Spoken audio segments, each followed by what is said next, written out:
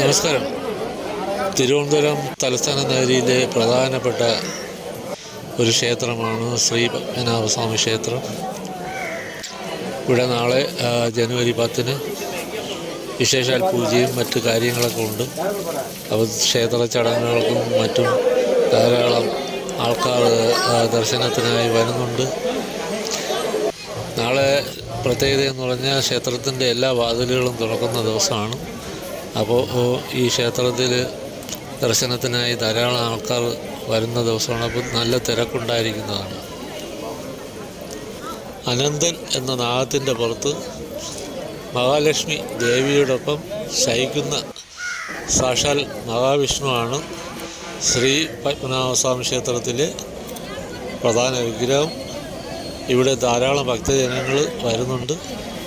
നാളെ ജനുവരി 10 ക്ഷേത്രത്തിൻ്റെ എല്ലാ വാതിലുകളും തുറന്നുള്ള ദിവസമാണ്. അപ്പോൾ അതുകൊണ്ട് കൂടുതൽ ഭക്തജനങ്ങൾ നാളെ പ്രത്യേക ദിവസമായതിനാൽ വരുന്നുണ്ട്. ഈ സ്വർഗവാതിൽ തുറക്കുന്ന ഏകാദശി ദിനത്തിലാണ്. അപ്പോൾ ആ ദർശനം കാണുന്നതിലേക്കാണ് ഇന്ത്യയിലെയും പല സ്ഥലത്തു നിന്നുള്ള ആൾക്കാർ നാളെ വരുന്നത്.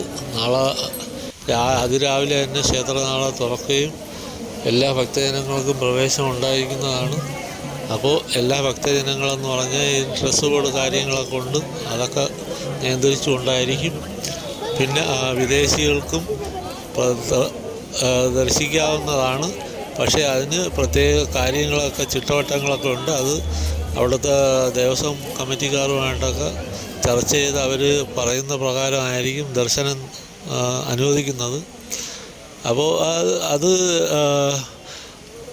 നമ്മൾ കേരളത്തിലുള്ള എല്ലാ ആൾക്കാർക്കും അറിയാൻ പറ്റുമായിരിക്കും അവിടെ കയറുന്ന ഡ്രസ് കോഡ് കാര്യങ്ങളൊക്കെ എങ്ങനെയായിരിക്കും. അപ്പോൾ ഇത്തരത്തിലുള്ളൊരു ചെറിയ വീഡിയോ കണ്ട് ഇഷ്ടപ്പെട്ടാൽ നിങ്ങൾ സപ്പോർട്ട് ചെയ്യുക.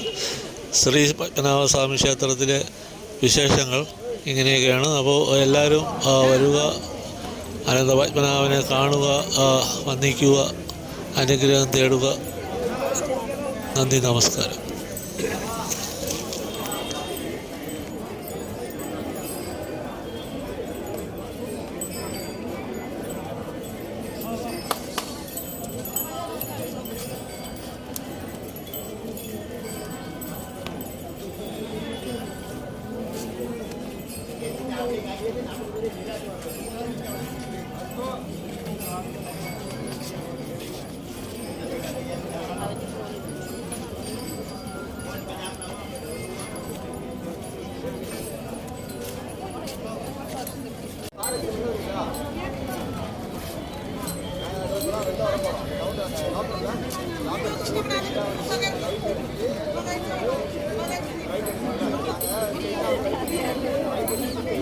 வரும்